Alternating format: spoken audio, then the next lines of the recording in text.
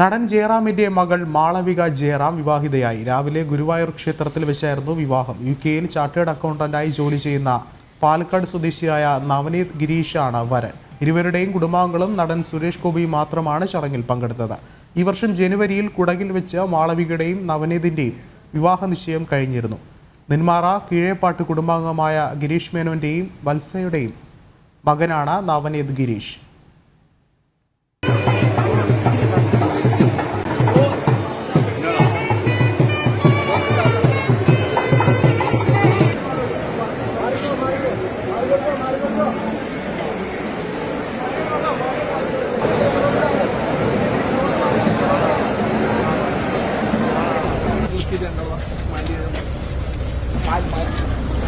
മുന്നോട്ട് നോക്കിയാൽ